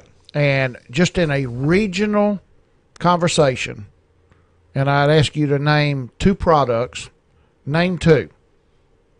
I mean, just Hamburger. product. Product. Oh, Product. okay. I thought you said somebody could cook. Yeah. I should have known not to ask you. Well, I mean, you talk anybody, recipes and stuff like that in our area, they're going to say Tony Sashery's. I was going to say a Spice Tony Sashery's. Or Down Home Sausage. Oh, okay. In almost any recipe you can come up with us, and we have with us from Down Home Meats in Stonewall, David Terry. How you doing, buddy? I'm doing great. How about you guys? We're doing great. Yeah, I'm hungry. Yeah, well, you stay hungry. Hey, David, I don't even know what triggered this thought the other day. Most of the time, I have no idea what triggers my thoughts, but Probably hungry. Yeah, that's it. Hunger. Hunger drives about most everything I do. But I had this. You're talking about. I saw a commercial or something, and I thought, what a great interview. Something that is well known nationally, internationally, is Down Home Sausage. Just being, just down the street from the Shreveport, and that's the reason we called. And we wanted to talk to you. What's going on down in Stonewall? And before you get started on that, give us a history. How did this company come about? Well, Harold Chamberlain, we're actually celebrating our 35th year this June. So he started the business, and it's grown. They started off with about 13 employees, and we're now just a hair under 30. And they were making 12,000 pounds a week. And we're doing probably, during the holidays, we're going to touch almost 70,000 this week. Golly! So we're definitely blessed, no doubt about it. But it didn't start here in Shreveport, did it? No, it actually started here in Shreveport. Oh, really? I thought this was something that, or he came from New York. Well, I mean, generally he came, when he retired and came down here, they just basically found another business to start. He'd always loved that, being upstate, seeing all the different little houses that they had, the little meat shops and stuff like that. He always had a love for making, homemade sausage and stuff like that. Now David, really, yes, sir. Has the recipe, I know how things evolve. Recipes evolve over time. Is this something that's changed, or is it still the same way it was done back when he started this thing? Exactly the same recipe. Really? That's incredible to me. Ingredients and stuff like that. Different brands of spices, can vary, as far as heat content and degrees of spice and what have you. But we've kept with the same spice company for a long time. So that works out great that way. We don't plan on changing anything in the near future either. Well, you started off with just the original Down Home Sausage, and then you came up with a hot version, then you came up with a green onion version. What else do you have? That's it. With jalapeno, the green onion, the original, and the hot. Okay. Do y'all do anything else? It's called Down Home Meats, but is there anything besides the sausage? We make an old-fashioned rind-on bacon. Oh, really? Yes, sir. Yes, sir. You can find it in some of the local stores. It's a specialty item. It's not going to be something that we're going to try to take the bacon market over, but nobody has that, and we just wanted an item that, we're old-school sausage done right. That's kind of our little old saying. And, we're all about the way things used to be, and we kind of keep that tradition going. And nobody seems to, you just can't find a rind-on product anymore. And it may be phased out eventually. Now explain what that is, David. That's the skin-on belly instead of the skinless. Right. You could take a Wright's brand a Wright's brand bacon, and that would be skinless, But the skin-on was the old-fashioned way, when the old farmers would kill a hog or two, and then they'd have the ham, and then they would, the bellies, they would make different, thicknesses of bacon and what have you, and then slow smoke it, and then fry it up, or however however you want the individual want to do it. Now, was the purpose of that for the fat content? Was that the purpose? No, just to have that skin on. You know how cracklings taste. Yeah, right. Fresh cracklings. So that's just like having a bacon with a little crackling on it. Oh, okay, so okay. Really good, really good. Plus, that skin seems to hold that flavor better. Right. Well, I know a number of recipes. My mother-in-law handed down one of the best red beans and rice recipes that I've ever had. We still cook it. A guy named Lenny Raymond gave me the jambalaya recipe that I use, which is, I think, the best red jambalaya recipe that I've ever eaten, and all of them require down home sausage. And it's not if you alter from that, if you put anything, that's one of the things that people notice. What kind of sausage is this? Doesn't taste as good. Right. We just never will cook it without without down home sausage in it. So, what? Give us a quick recipe, David. Do you cook? Oh yes, sir. We love to cook. Okay. Well, give us something that you wouldn't think that you would put down home sausage in, but that you feel like is important. Well, one of our customers, they use, they make a lot of the, you've heard of the jalapeno cornbread, right? In a big old iron skillet. They will dice up the green onion sauce and put it, all through there, and they put it on the grill like you just like you do at your house, and then they dice it all up and put it in there. And she brought a big pone of it, so to speak, and it's wonderful. So cornbread with onions. Like yeah. Oh yeah, like your favorite recipe for jalapeno type. Yeah, cornbread. jalapeno cornbread. Yeah. A lot of them used to use like hamburger meat, stuff like that. Try it with some down home sausage, whatever your favorite flavor is. Well, David, probably the best, I guess the reason why you're so successful is with any recipe, consistency is the most important part. And having that down home sausage, y'all staying consistent for over as many years as you have, probably is why you're still as popular as you are. Yes, sir. Well, we seem to think that, it's all about the product. It's not about a saying. It's not about anything, a sales pitch or whatever. It's about if you don't have good product. On the other hand, if you do have good product, people will find your product. Yeah. And you'll get return business. So we are so blessed to have this business, and we're going to keep it. It's still family owned and operated. Tony has a young daughter, Hope, and she's learning the business from the ground up. And so hopefully it's going to continue on.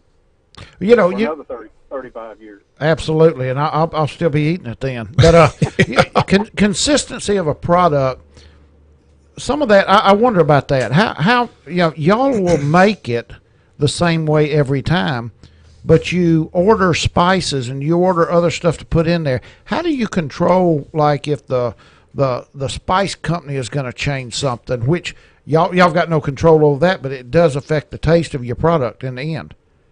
Well, we found a family-owned and operated spice company, and they're just like us. I mean, they have a good customer base. They're growing just like we are, but they pride themselves on, you can buy a lot of spices that are in, I can get stuff a lot cheaper, but this stuff is broken down when we place an order. Then they break that product further down. And, you can't get much fresher than that. When we get it, it's a month later. So you have to be accurate with, make sure you don't run out of product here and there, but you can't just run to the store and buy cayenne pepper from anybody. You know what I mean? That's as important as the product you put in it, and the casings and everything.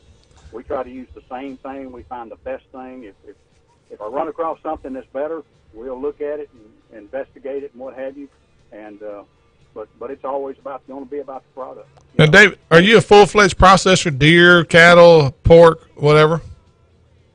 Well, I mean, we just produce down home. They're not a Right. They're not a slaughterhouse, Graff. Right. Well, They're a I sausage haven't been factory. there. That's why I'm asking. Golly, I'm sorry, David. I apologize for it. Oh, that's a great question. That's a great, Yeah, I want people to know. There's some processing and stuff like that, but no, so Yeah. we got our hands full just making our product. There you go. So, and we're going to leave that. We're going to leave that dog alone. I almost ask you, is there anything new coming up? But I'm not going to do that because I know the answer. Y'all have hit on perfection with sausage, and y'all are not fixing to start selling Christmas ornaments and and making cheese balls or something like that. Yeah. Y'all are going to keep doing what you're doing. Well, we've dabbled. It may be another year or two, but we're really looking for a wonderful size, like smoked ham that we could do, and we're just taking our time and looking at different options that we got. But we do have plans on enlarging our building. It may be another year or so, But at that point, you know, we may do a little. Dave, is there a website people can go to? And stuff like that. Is there a website people can go to, Down Home Sausage? Yes, sir. You can Google Down Home Meat, and it'll take you to our page, and from there you can place your orders or whatever. Okay.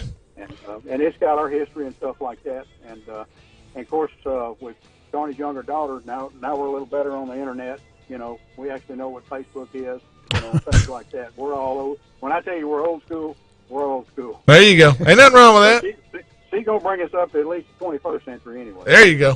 David Terry, thank you so much for being with us today. We appreciate your time, and we're going to keep buying Down Home Sausage from Stonewall, Louisiana. Well, cool. Anytime y'all want to come take a tour, I'll be glad to brag on this product. We may do that. Yeah, we'll do that. Thank you, Terry. We appreciate it, David. Thank you. All right. Bye-bye.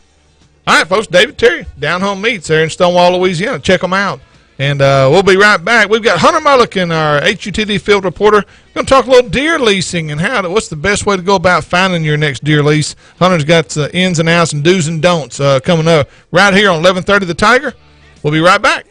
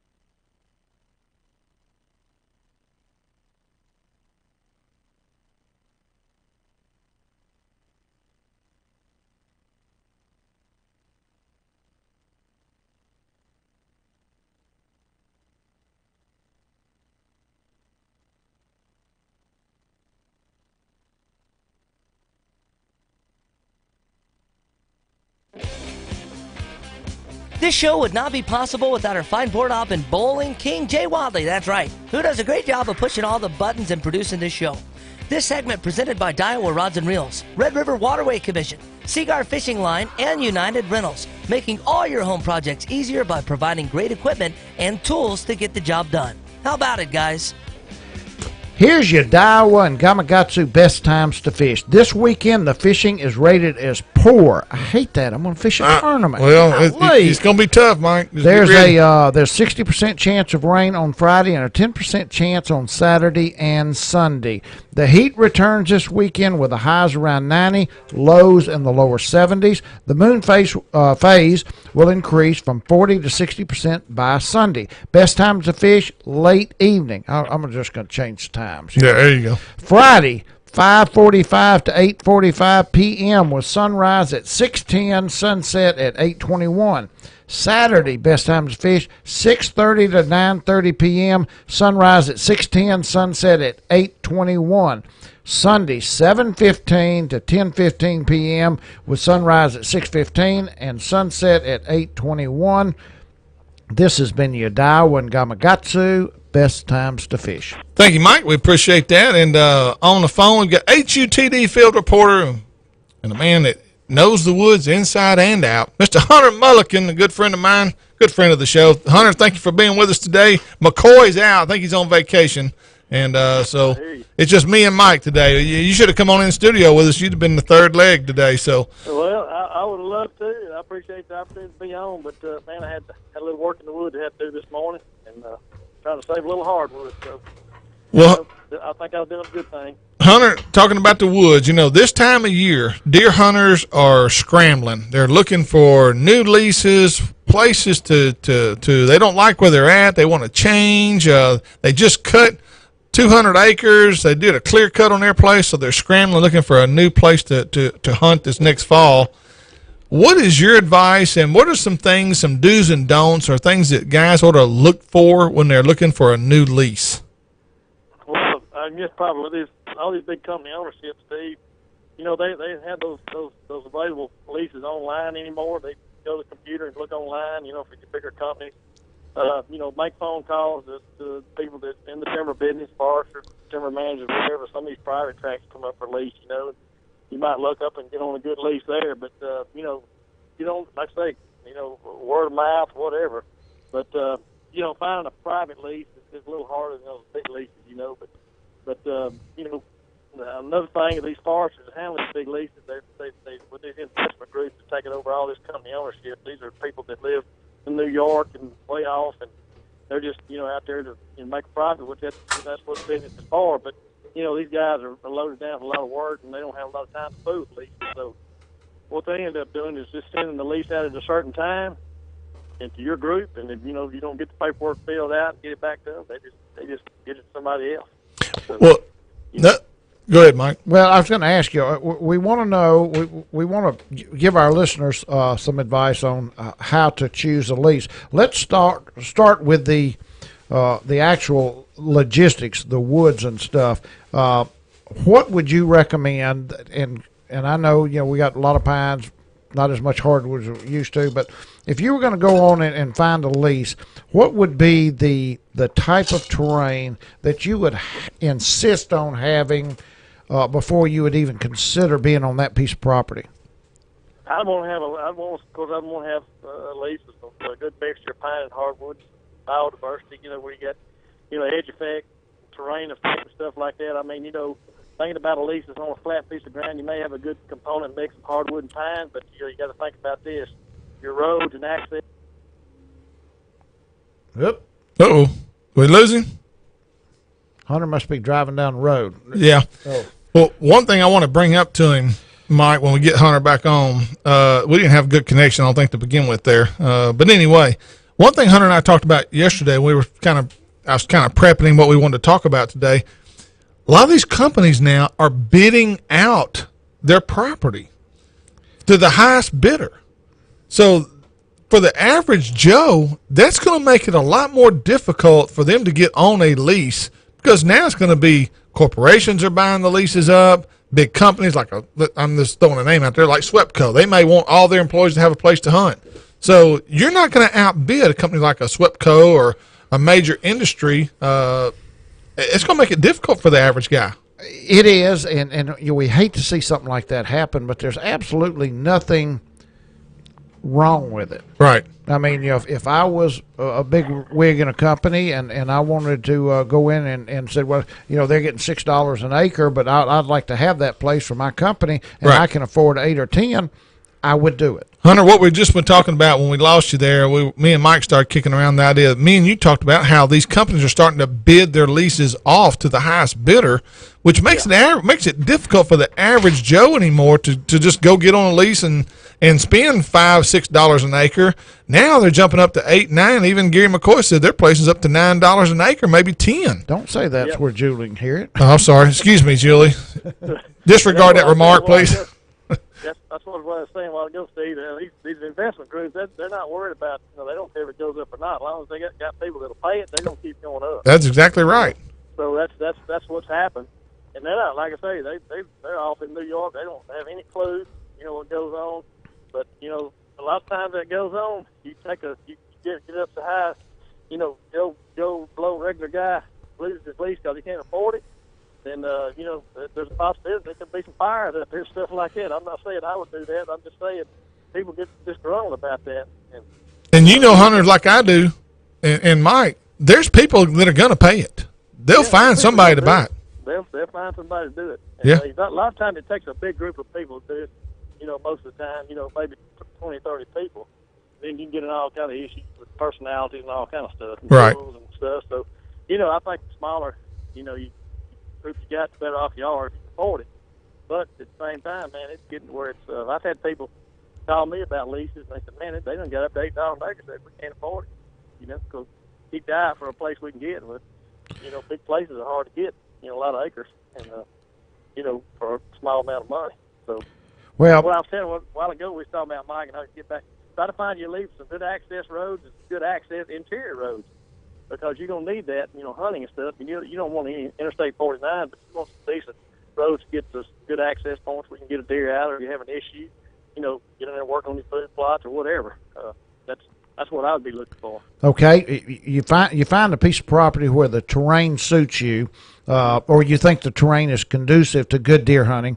Hunter Mulligan, what would be the management program that you would say, okay, this is what I like. That what they're doing, what they've been doing, suits me and my style of hunting. Well, periodic thinnings, you know, where you open up the canopy to the little browse come down in, you know, sunlight and browse for your deer. And also leaving extra amount of hardwood along, you know, SMZs or stream-side management zones along your major creeks and secondary drains where you have, you know, where you have canopy for squirrel hunting, you know, hardwood production and stuff like that. I mean, that's what you would want to do. And I mean, you know, I've done a lot of track that like that over the years. I'm cutting one right now. I'm hating to cut it because I've just done it so long. But I'm just having to, you know, when you got that biodiversity and you got edge effect and you got, you know, say you got a 300 acre tract, you got a 40-acre clear cut here with an SMZ in, you got a lot of different areas you can hunt. You're not just hunting like a monoculture.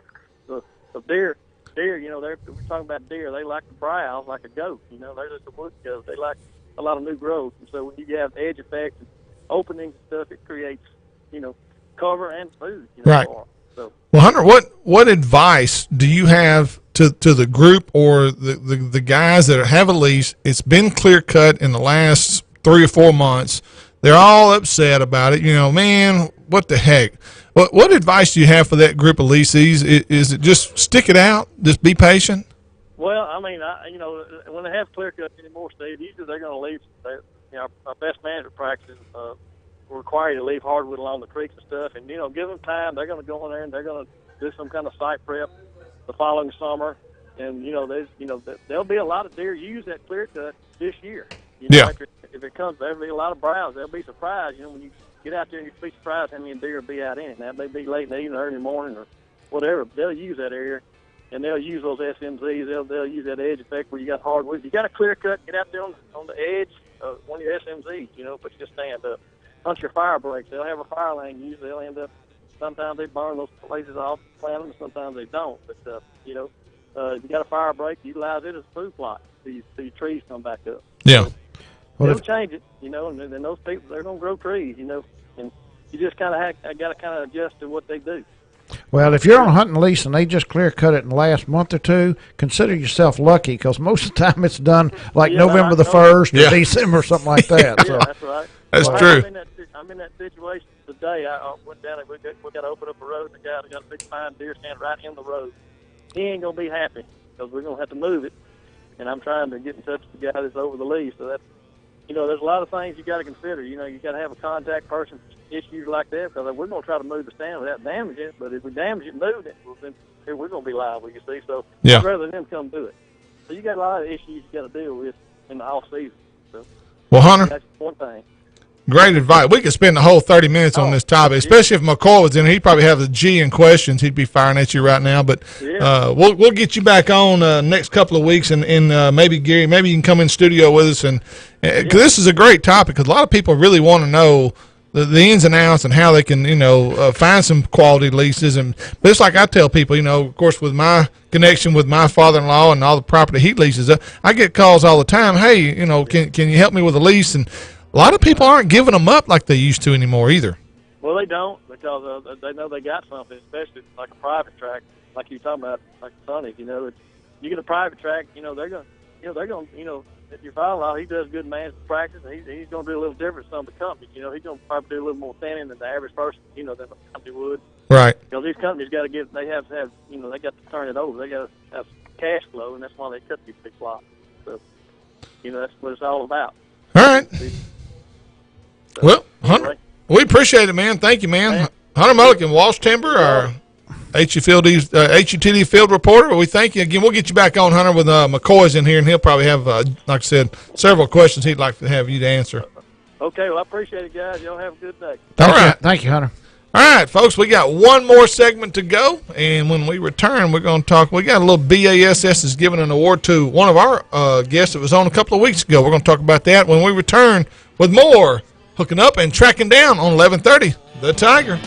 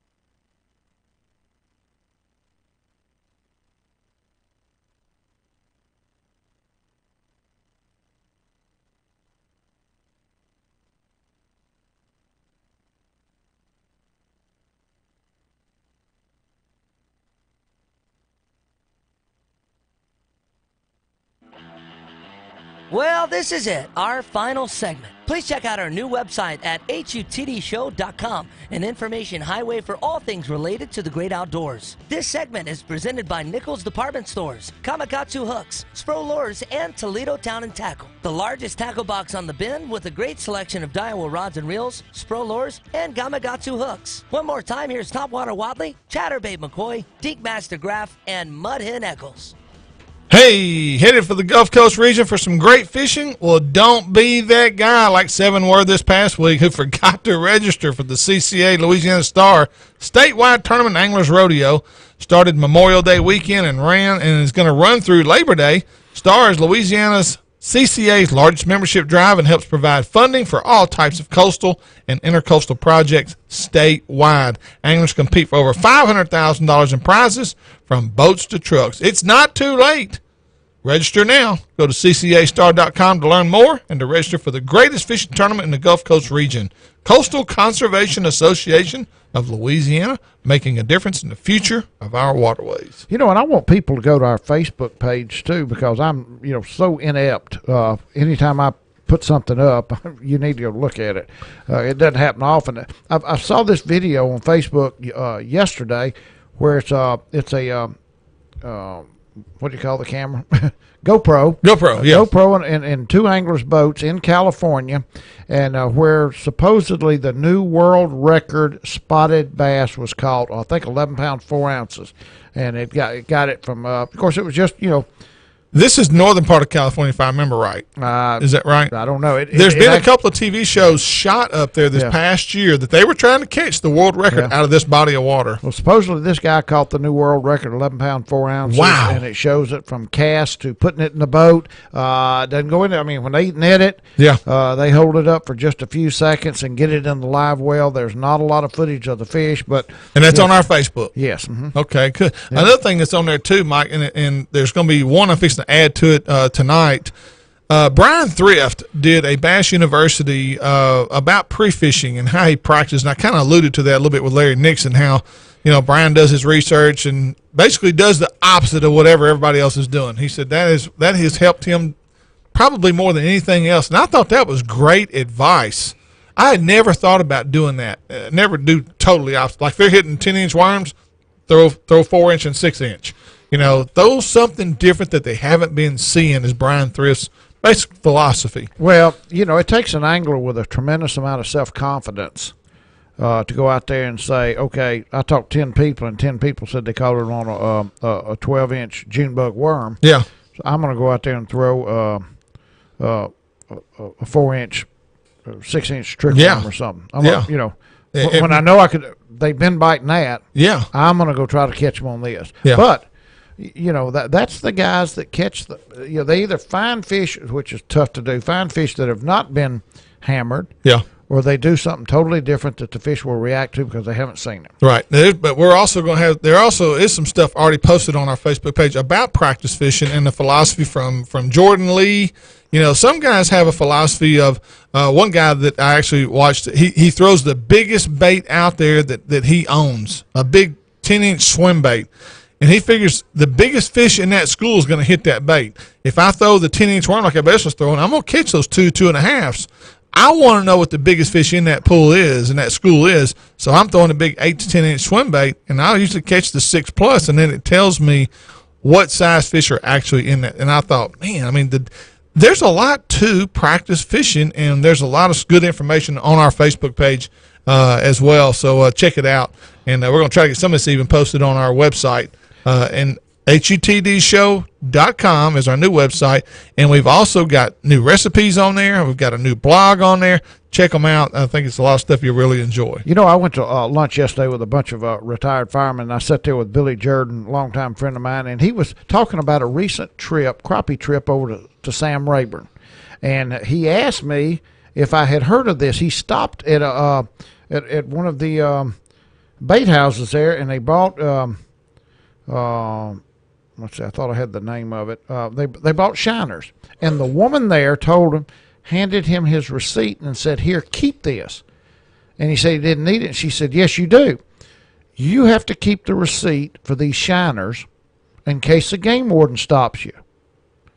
Now, I can't get out of the grocery store, and get to the car or Home Depot without losing my receipt. Exactly. Now, if I'm going to have to start keeping up with my receipt for my minnows, I'm in trouble. But I questioned it, and he sent me a post there. He said, this is taken directly from the, quote, possession and transport of exotic aquatic species section of the 2014-15 Outdoor Fishing Annual, available on the Texas Parks and Wildlife website. And he's not sure if it's in the print version or not, but it says, and I'm quoting, transport and use of commercially purchased live bait in water while fishing from a vessel is allowed, provided persons in possession of the bait have a receipt that identifies the source of the bait.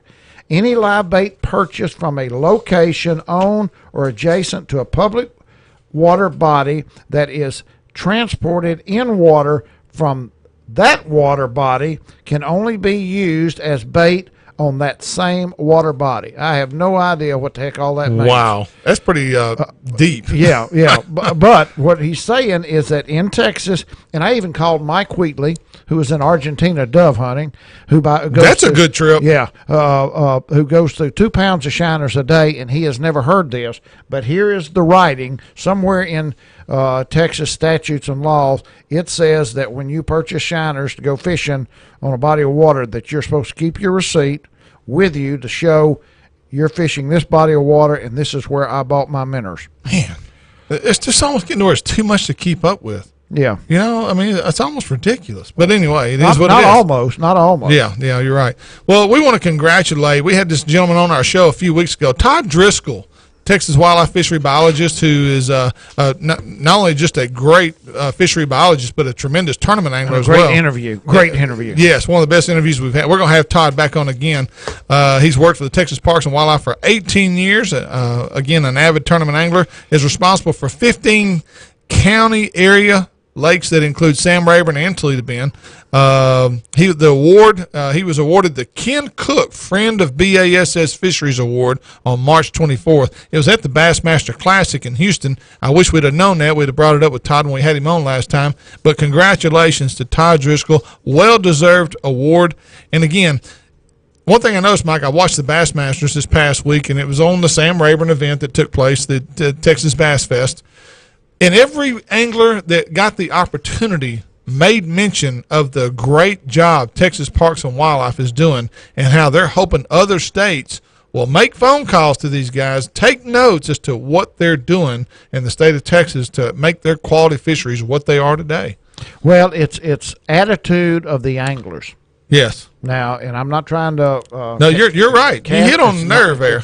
I'm not trying to cast a shadow or anything negative, but I met a biologist that worked for one of the paper companies, and he said he had worked in like 7 or 8 southern states before he came to Louisiana, and he commented that the hunters and fishermen, that he was a timber company guy, right? So the hunters in Louisiana had the worst attitude towards hunting the game as any state he had ever lived in, and and I want to. In terms of conservation, yes, it was like that's out there for me to kill and eat. Right. And I get 6 a year. Yeah, I would like to think that there's a reason for that. Yeah. A legitimate reason, and I don't think I come up with Louisiana. I've said this before. Louisiana is one of the last places in the United States where we have a group of people that not too many years ago still lived off the land. Right. The South Louisiana people lived subsistent.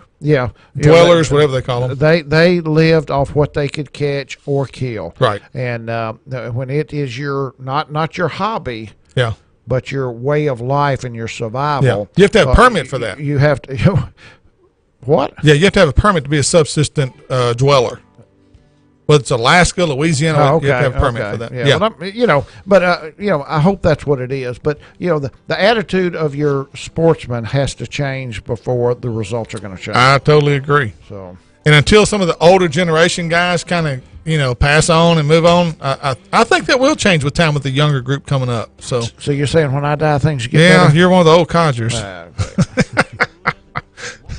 Well, McCoy will be back, I hope, next week, and Eccles going to be gone. Me too. Eccles going to be gone to the Caribbean in a couple of weeks, and Mike, are you doing any fishing?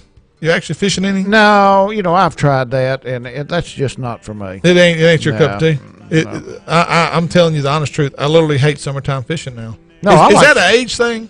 Yeah, absolutely. I think it really is. You hang around the tournaments and watch the guys. The older they get, they don't want to fish in January. They prefer not to fish in February. No. And they don't want to fish when it gets above 85. And I'm just the opposite. I don't mind the 20-degree days in January and February. I'd rather fish those. Yeah. All right, here we go, folks. Here's this week's final word. Now that we are at the halfway point of 2017, which is hard to believe, we at the Hooking Up and Tracking Down Show want to thank each and every one of our listeners for tuning us in each and every week. We recognize that there are more productive ways you can spend your time, but your time with us is very appreciated. We like the feedback, the comments, and the interaction when we meet each and every one of you in person. Each week we try our best to bring you not only an entertaining show, but an educational one as well. Please continue to like us on Facebook. Check out our new website, HUTDshow.com, as we continue to bring you news and events from God's great outdoors. For Gary McCoy, Mike Eccles, Jay Whiteley, and yours truly, Steve Graff, thanks for listening. We'll see you next week right here on 1130 The Tiger for more Hooking Up and Tracking Down.